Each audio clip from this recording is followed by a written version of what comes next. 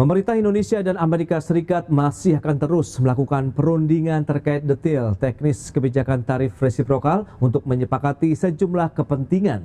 Dengan demikian, pengenaan tarif masuk sebesar 19% terhadap produk Indonesia belum akan diberlakukan mulai tanggal 1 Agustus 2025 ini.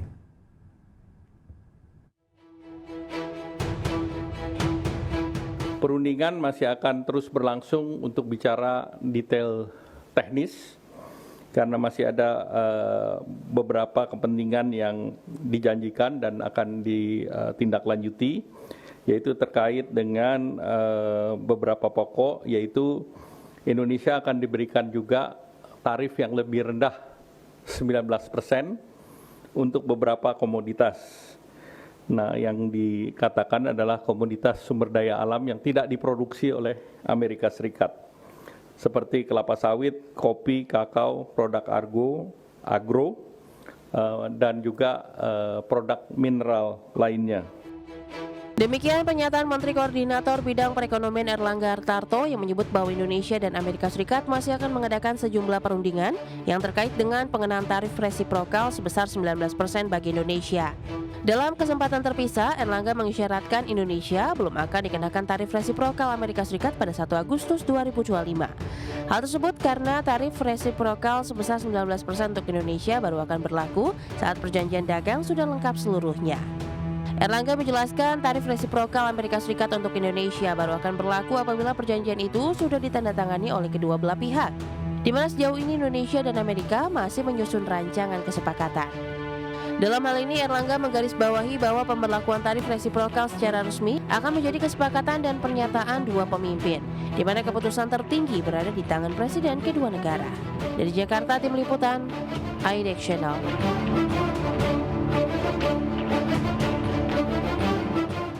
Baik pemirsa, untuk membahas tema kita kali ini terkait dengan persiapan akhir menjelang pemberlakuan tarif resiprokal 19%. Kita sudah tersambung melalui Zoom bersama dengan Bapak David Sumual, Kepala Ekonom PT Bank Sentral Asia Tbk. Kemudian juga nanti akan bergabung Pak Danang Girindra Wardana, Direktur Eksekutif Asosiasi Pertekstilan Indonesia atau API. Langsung saja kita sapa. Halo Pak David, apa kabar?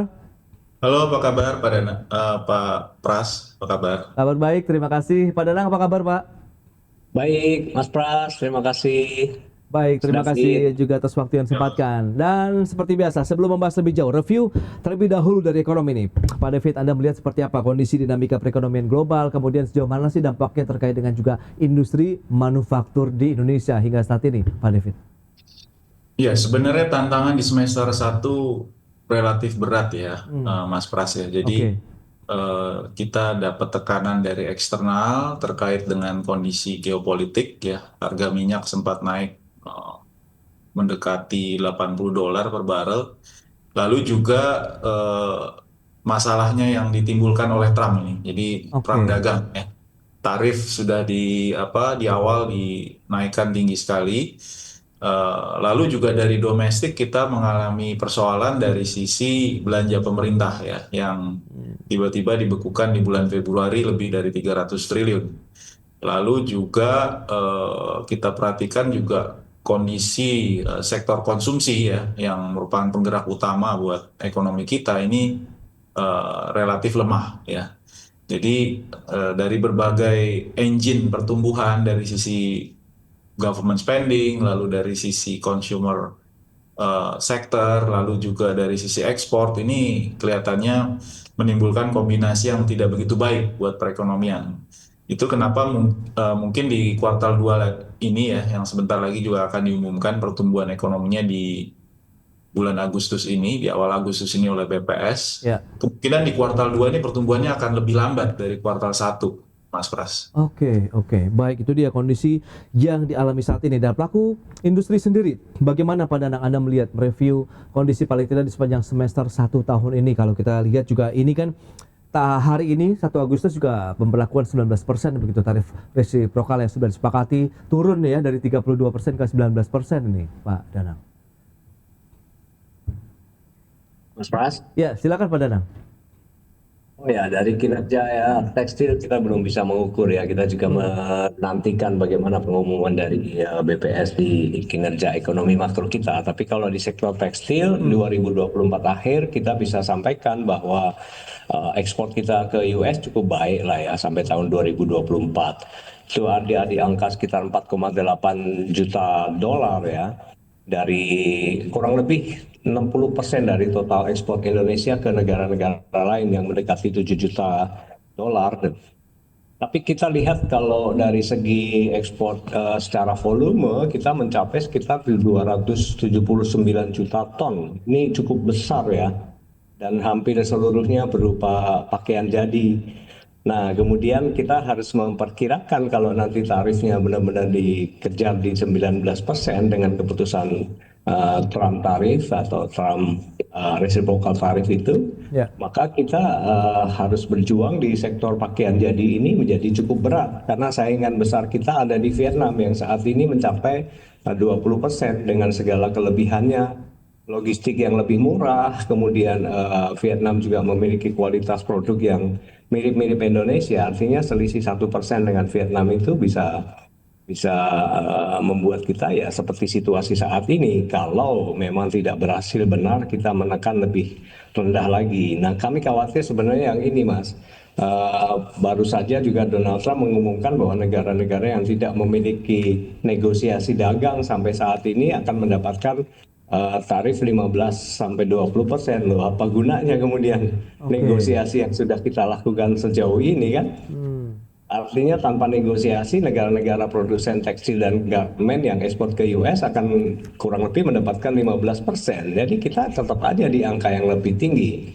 Belum lagi kalau kita berbicara dengan tambahan MFN yang selama ini kita kena 5-10%. Iya, iya. Nah, tekstil sendiri udah mendekati 29%. Kalau itu ditambahkan, masalahnya adalah masih tidak jelas apakah 19% itu sudah termasuk tarif MFN atau tidak. Nah, Oke. kinerja kita bisa berkurang cukup drastis di tahun 2025 paruh kedua nanti kalau benar-benar itu diaplikasikan secara utuh dengan tarif resiprokal 19% plus 10%. Artinya kita akan terkena cukup besar mendekati 30%, Mas Pras.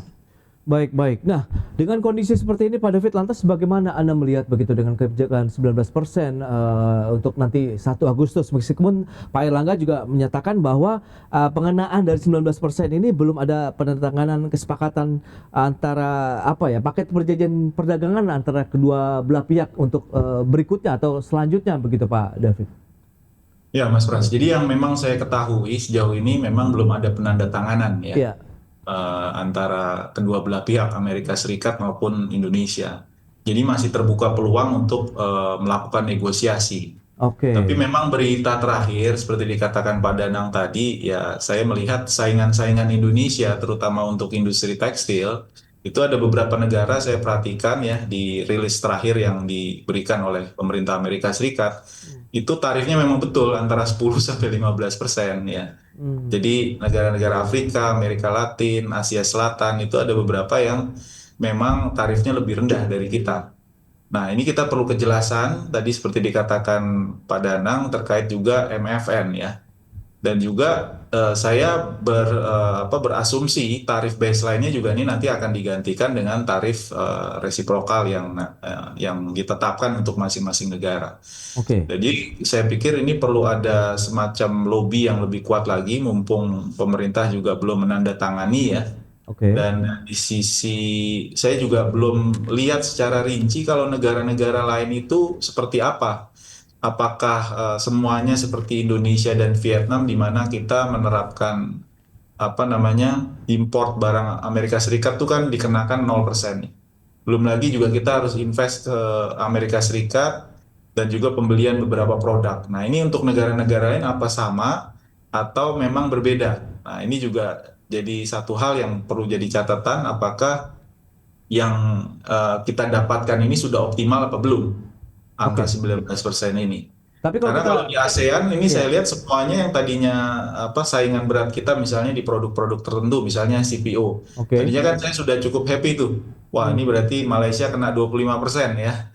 ternyata turun juga ke 19%. Thailand juga turun ke 19%, Filipina Oke. 19%, hanya Laos dan Kamboja pun Kamboja 19%, ya Laos yang 40% nih. Baik, baik. Tapi Oke. saingan utama kita kan di ASEAN tuh Malaysia, Thailand ya, Filipina, Hmm. Singapura sendiri dapat ya karena memang ini ally-nya US ya, kemungkinan besar Ya. mereka hanya 10%. Ya. Baik, baik. Nah, Pak Danang, lantas bagaimana Anda melihat besaran tarif, kemudian ada tarif MFN tadi begitu, untuk terkait dengan produk-produk khususnya tekstil dan juga produk tekstil begitu, dari sisi competitiveness, kemudian Ya. bagaimana daya saingnya sendiri itu akan seperti apa nanti Pak Danang? Kalau dalam posisi terakhir, kalau saya Oh, komentar soal baik. MFN-nya Iya, tekstil itu memang sedikit lebih tinggi Indonesia oke. dibandingkan Vietnam. Iya, Ya, iya, jadi oke. saya hitung misalnya ini resiprokal ditambah MFN. Hmm, Nah, makanya MFN ini juga harus dijadikan satu hal ya untuk oke. pintu lobby juga dengan Amerika Serikat ya. Baik, Supaya baik. kita mendapatkan yang optimal ya, sehingga produk-produk kita ini kan kemungkinannya akan terjadi dalam teori ekonomi trade diversion ini. Kalau Oke. misalnya kita tarifnya lebih rendah, buyer dari Amerika akan lebih banyak beli dari kita. Tapi kalau tarif kita lebih tinggi, Ya. ya apalagi belum memperhitungkan biaya-biaya lain, ya tentunya Hmm, kita bisa berkurang ya baik. permintaan Hmm, volume import dari Indonesia. Itu yang kita oke. kuat. Baik, Pak David. Nah, Pak Danang sendiri melihatnya bagaimana begitu? Kalau memang tarif 19% ini berlaku begitu, meskipun tadi Pak David juga masih ada peluang negosiasi. Anda melihat competitiveness daya saing produk-produk TPT Indonesia akan tetap terjaga atau seperti apa? Mengingat tadi dengan beberapa negara saingan kita di negara ASEAN lah paling tidak begitu, Pak. Ya, artinya Hmm, kita akan menghadapi situasi yang stagnan ya. Saya hmm, tidak berharap ada kemunduran ya. Paling nggak stagnan seperti saat ini pun juga akan hmm. masih Oke. tolerable gitu. Dan Ya, ya. kalau memang tidak mungkin kita mendapatkan tarif yang lebih rendah daripada negara-negara produsen garmen yang lain ya, seperti Laos, Myanmar, kemudian Vietnam, Malaysia, Oke. maka ya kita ada dalam situasi yang sama dengan posisi yang 2024 sebelum tarif Trump diberlakukan. Hmm. Artinya semua tidak akan berubah sebenarnya begitu. Hanya ekspor ke US akan menjadi lebih mahal dan semua negara mengalami situasi yang sama mahalnya meskipun selisih 1-2% itu tidak akan terlalu berpengaruh besar. Nah, Oke. kita mulai harus berpikir antisipasi ke depan kalau tanggal 1 Agustus benar-benar diterapkan situasi dalam hal yang ini hari ini, maka itu jadinya Hmm. tidak ada yang beranjak, tidak ada yang menjadi lebih superior, semuanya akan Oke. sama. Nah, Indonesia bagaimana? Memang membuat market alternatif itu menjadi sangat penting ya. Trade diversion itu ya, maksudnya itu menjadi sangat penting ya. Hmm. Karena kita lihat ya hampir 7,8 juta US dollar produk-produk garmen, tekstil, pakaian jadi kita diekspor ke negara lain non US. Artinya peluang kita untuk menjangkau market lain itu masih sangat besar. Hanya Oke. kita kan masih terhina bobokkan nih dengan ekspor kita ke US yang katakan masih sangat besar ya, Iya, iya. 40% itu kan kita terlena dengan itu selama bertahun-tahun kita menikmati hal itu. Terus Hmm. tidak ada sebuah upaya besar untuk mempersiapkan negara ini bermitra dengan negara lain agar produk-produk padat karya kita bisa diserap oleh negara lain secara lebih masif lagi. Pada waktu itu kita tidak ada upaya yang cukup keras. Nah, sekarang ini menjadi sebuah cambukan untuk tidak terlalu tergantung pada satu negara besar yang Oke. menyerap produk-produk kita. Kalau dilihat dari angka-angka statistik trade kita ke US, ya memang menunjukkan kita kurang inovatif dalam pemasaran produk-produk kita ke negara lain. Masih banyak negara lain yang bisa kita Oke. jangkau menjadi mitra dagang kita tanpa terpengaruh situasi global tension atau Hmm. political salah satu presiden. Oke. Nah, Nah, itu dia. ini jadi bagian Ya. yang harus kita pikirkan, Mas Pras. Tidak Strategi. hanya kita Ya. menunggu saja, Nah, harap-harap cemas strateginya dengan tarifnya Trump. ya, strateginya seperti apa saja? Kemudian siapa yang akan menjadi leadernya, kemudian atau leadingnya begitu. Di sana kita akan bahas nanti di segmen berikutnya pada David. Kita akan jeda dulu sebentar. Dan pemirsa, kami masih akan segera kembali usai jeda berikut ini.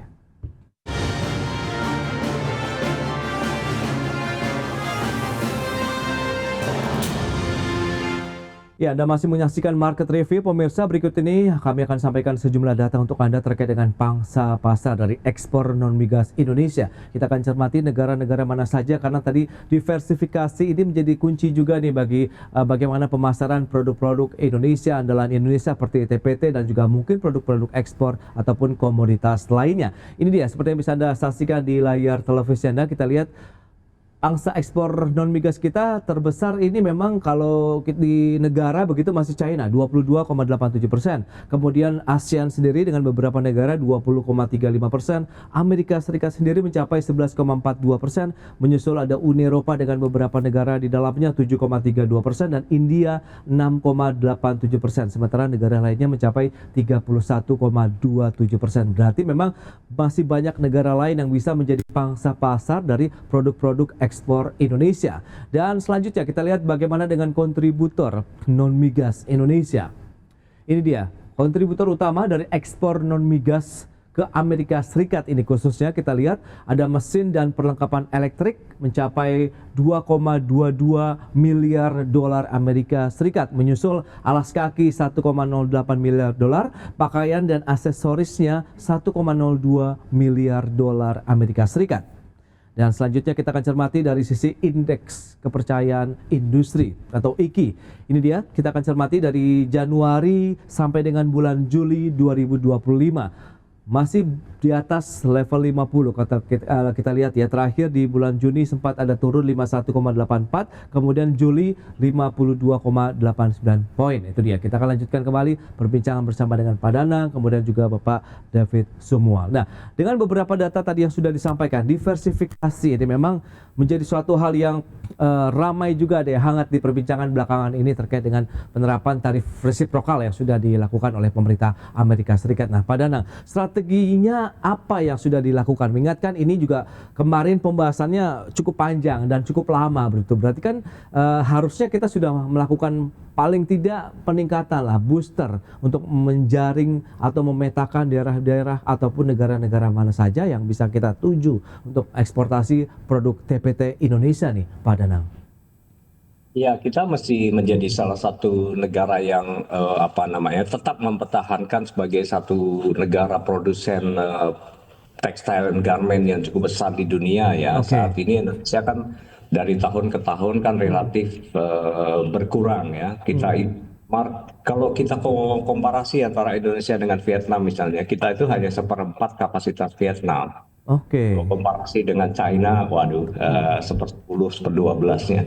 Sangat-sangat kecil dibandingkan dengan negara produsen tekstil dan garment yang memiliki pasar ekspor dunia cukup besar. Tapi dengan negara ASEAN yang lain seperti Malaysia, Singapura, atau Thailand, atau Laos, Kambodia, ya kita relatif baik lah. Kita di angka 7, 8, kurang lebih begitu. Nah, bagaimana mensiasati ini? Maka diversifikasi pasar itu menjadi sangat penting, Mas Pras dan Pak David. Kita lupa ya, kadang-kadang di negara sebelah kita, Australia misalnya, itu juga memiliki pangsa market ekspor untuk dari produk-produk Indonesia cukup baik, dan hampir puluhan tahun kita terlena tidak mencoba berdialog dengan Australia untuk memasarkan produk-produk padat karya kita, padahal itu negara terdekat kita. Bahkan di sana lebih dikuasai produk-produk dari Vietnam. Oke. Gitu. Iya. Tidak kita, padahal kita jauh lebih dekat kan.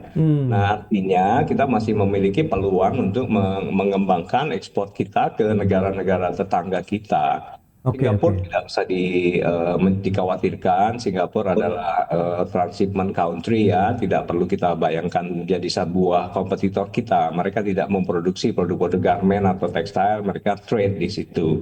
Malaysia juga relatif lebih rendah. Nah, kita punya peluang-peluang di negara-negara ASEAN atau negara-negara Muslim yang lain yang mereka menuntut misalnya kehalalan sebuah proses produk tekstil atau garment. Maka kita berpikir negara Timur Tengah atau UAE, Uni Emirat Arab ya, yang mereka lebih suka produk-produk dari Indonesia atau Malaysia. Bagaimana kita bisa merebut market itu? Nah, ini butuh sebuah kebijakan strategik yang dibentuk difasilitasi oleh negara, dan tentu saja perbankan perlu menyambut hal ini. Kita Oke. tidak bisa menyerah dalam keadaan situasi saat ini di mana market domestik kita juga masih jenuh dengan produk-produk impor dari negara lain yang melirik Indonesia sebagai pasar. Nah, ini Oke. salah satu pemikiran penting apabila kita tidak bisa memenangkan perang tarif Trump ini, Mas. Oke, nah Pak David, dengan beberapa tantangan yang tadi sudah disampaikan Pak Danang, berarti siapa yang bisa mengorkestrasi lah paling tidak begitu kebijakan untuk kita melakukan diversifikasi, karena kita tahu pemerintah pun juga gencar juga di beberapa tahun terakhir untuk melakukan diversifikasi negara tujuan ekspor Indonesia. Tapi menurut Anda sudah cukup optimal atau tidak? Kemudian bagaimana tadi bisa meningkatkan pangsa pasar negara-negara yang potensial, ada Australia begitu, ataukah justru kita masih tetap fokus di Amerika Serikat, ya paralel lah begitu Pak David kira-kira? Ya, ini memang sudah kita gaungkan ya, sudah sejak lama ya, Ya. lama sekali tentang perlunya diversifikasi produk ya, dan juga diversifikasi dari sisi tujuan ekspor ya. Jadi banyak barang-barang kita ya, termasuk pakaian itu 55% itu larinya ke Amerika Serikat, padahal banyak pasar yang lain. Salah satu peluang sebenarnya yang sudah ya ini sudah hampir final lah mudah-mudahan ya, terkait dengan EU CEPA ya, dengan Oke. European Union.